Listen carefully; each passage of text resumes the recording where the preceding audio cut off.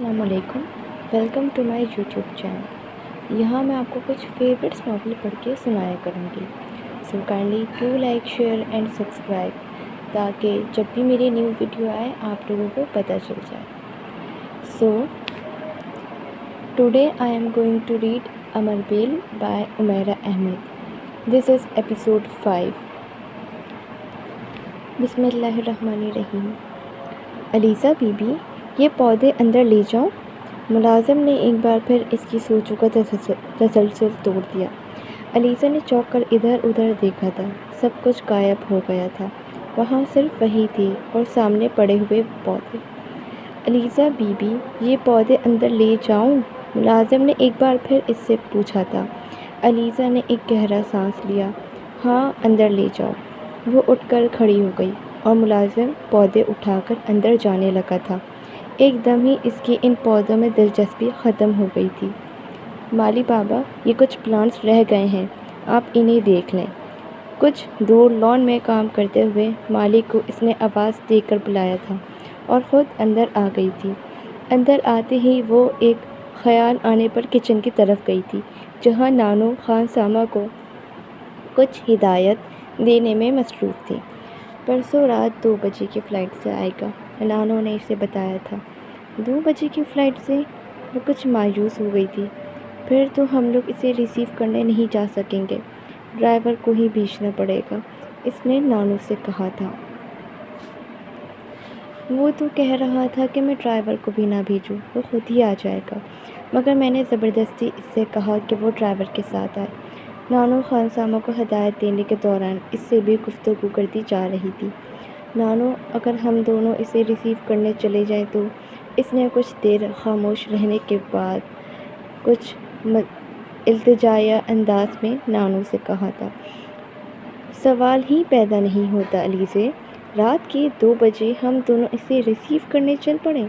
آج کل ایسے حالات نہیں ہیں علیزہ، اس طرح گھر سے نکلا جائے، تمہیں اندازہ ہونا چاہیے اس بات کا۔ اچھا نانو، تو پھر آپ مجھے ڈرائیور کے ساتھ بھیج دیں۔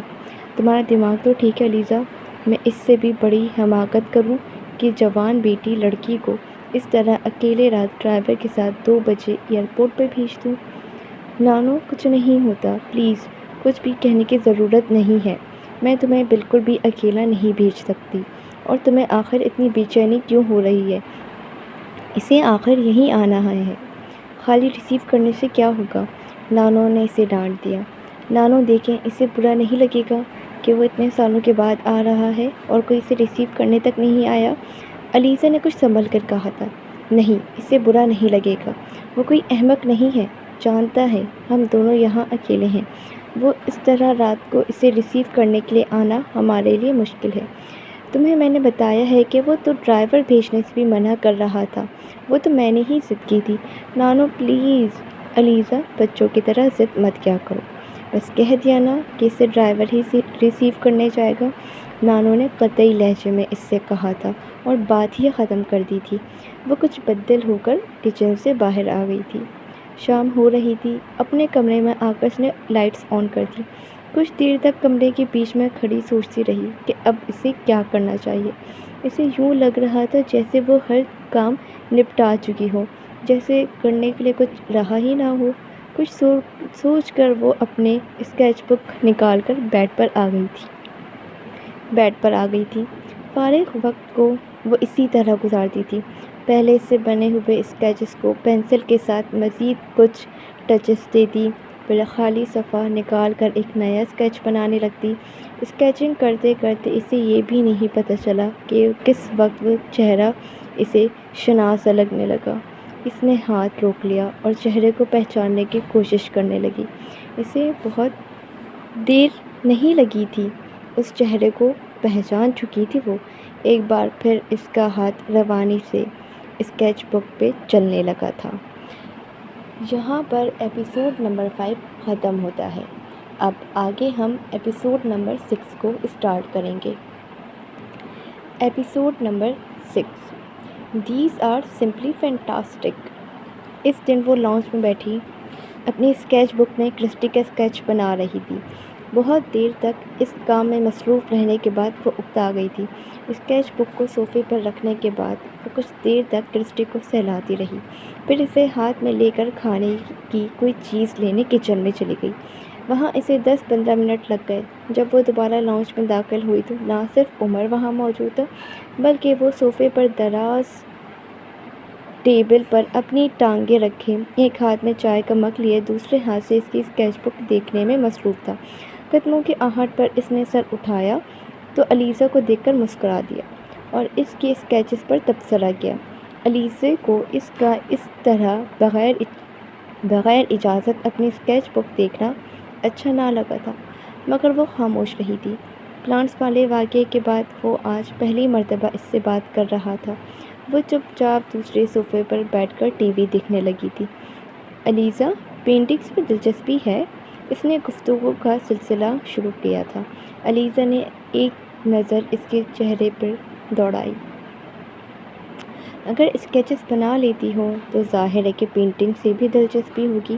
وہ دوبارہ ٹی وی کی طرف متوجہ ہو گئی اور وہ غور سے اسی کے چہرے کے تاثرات دیکھنے لگا۔ کون سی کلاس میں پڑھتی ہو؟ اے لیولز، اس نے کہا۔ کہاں تک پڑھنے کا ارادہ ہے؟ پتہ نہیں۔ کیوں؟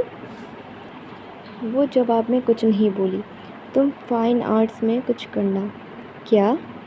کچھ بھی، مگر آرٹس سے متعلق ہو۔ کیوں؟ کیونکہ تم بہت اچھی آرٹسٹ بن سکتی ہو۔ آپ مجھے مشورے دے رہے ہیں؟ خود آرٹسٹ کیوں نہیں بنے؟ خود آرٹسٹ کیوں نہیں بنے؟ ٹکراک توڑ جواب آیا تھا۔ عمر جہانگیر بے اختیار مسکرایا۔ علیزہ کا چہرہ سپاٹ تھا۔ وہ چند لمحے اسے دیکھتا رہا۔ آرٹسٹ بنتے نہیں ہیں، بنے بنائے ہوتے ہیں۔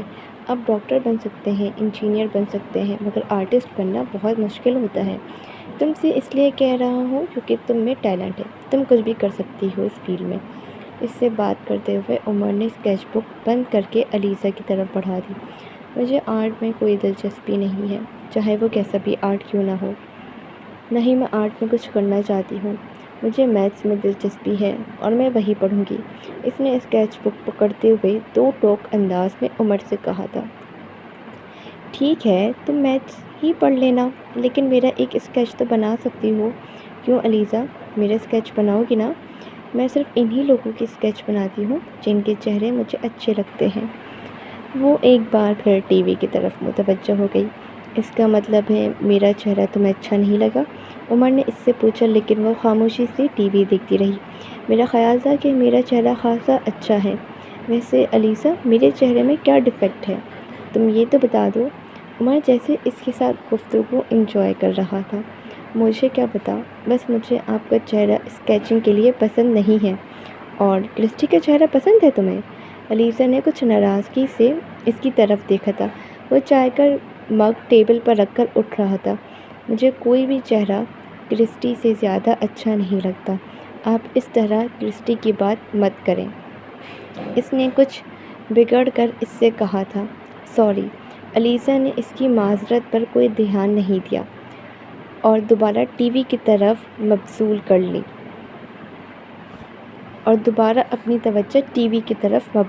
لی تھی۔ وہ کچھ دیر وہاں لاؤنج میں کھڑا رہا اور پھر وہاں سے باہر نکل گیا۔ یہاں پر ہمارا ایپیسوڈ نمبر 6 بھی ختم ہوتا ہے۔ اب آگے ہم ایپیسوڈ نمبر 7 اسٹارٹ کریں گے۔ Episode number 7۔ علیزہ نے اسکیچ مکمل کر لیا تھا۔ عمر جہانگیر کے اسکیچ کو اسکیچ بک سے نکالنے کے بعد وہ ایک بار پھر اٹھ کر اس کے کمرے میں آ گئی تھی۔ لائٹ آن کرنے کے بعد اسٹڈی ٹیبل کی طرف گئی اور وہاں اسکیچ رکھنے کے بعد اس نے پیپر ویٹ اس کے اوپر رکھ دیا اور جانتی تھی عمر جہانگیر کے لیے یہ ایک خوشگوار سرپرائز ہوگا۔ یہ پہلا اسکیچ نہیں تھا جو اس نے عمر جہانگیر کے لیے تیار کیا تھا۔ پچھلے کئی سالوں میں ایسے کئی اسکیچز اس نے تیار کیے تھے۔ اس کا چہرہ ان چند چہروں میں سے تھا جو کسی بھی لمحے اس کے ذہن سے غائب نہیں ہوتا تھا۔ بعض دفعہ جب وہ عمر کا کوئی بہت اچھا اسکیچ بنا لیتی تو اسے پوسٹ کر دیتی۔ جواب میں بعض دفعہ وہ شکریہ کے طور پر کارڈ بھیج دیتا یا پھر فون کر لیتا۔ علیزہ کے لیے اتنا ہی کافی ہوتا تھا۔ اگر وہ یہ دونوں کام بھی نہ کرتا تو شاید علیزہ کا کوئی فرق نہیں پڑتا۔ وہ کچھ دیر وہیں کھڑی اسکیچ کو دیکھتی رہی، پھر اس نے جھک کر اسکیچ کے نیچے ایک کونے میں کچھ لکھ دیا تھا۔ سیدھی ہو کر وہ مسکرائی تھی اور اس نے پین کو دوبارہ فولڈر میں رکھ دیا تھا۔ یہاں پر ایپیسوڈ 7 ختم ہوتا ہے۔ آگے ہم ایپیسوڈ نمبر 8 اسٹارٹ کریں گے۔ Episode number 8۔ عمر اچانک بہت ریزرو ہو گیا تھا۔ باقی سب کی طرح یہ تبدیلی علیزہ نے بھی نوٹ کی تھی۔ وہ زیادہ تر اپنے کمرے میں ہی رہتا، جب کھانا کھانے کے لیے باہر آتا تب بھی خاموشی رہتا، نانو اور نانی کے ساتھ پہلے کی طرح ہنسی مذاق نہیں کرتا تھا۔ نہیں، ایسی کوئی بات نہیں ہے، میں تو پہلے کی طرح ہوں، بس ذرا پیپرز کی وجہ سے زیادہ مصروف ہو گیا ہوں۔ اس دن رات کے کھانے پر نانو نے اس سے کہہ ہی دیا، اور جواب میں اس نے اپنی مخصوص مسکراہٹ کے ساتھ وضاحت دی تھی۔ خاموشی تم پر سوٹ نہیں کرتی عمر۔ نانو نے سویٹ ڈش لیتے ہوئے گفتگو میں حصہ لیا تھا۔ اچھا تو پھر کیا سوٹ کرتا ہے؟ عمر نے دلچسپی لیتے ہوئے کہا تھا۔ تم ویسے ہی اچھے لگتے ہو جیسے پہلے تھے، ہنگامہ کرتے ہوئے، کہکے لگاتے ہوئے، شور مچاتے ہوئے۔ نانو نے کہا تھا۔ رہنے دے گرینی، میں اب 24 سال کا ہو گیا ہوں۔ آپ میری جو باتیں کرتی ہیں، بیان کر رہی ہیں، اس سے تو میں 6 سال کا بچہ لگتا ہوں۔ عمر نے ایک شرمندہ مسکراہٹ کے ساتھ کہا تھا۔ وہ اب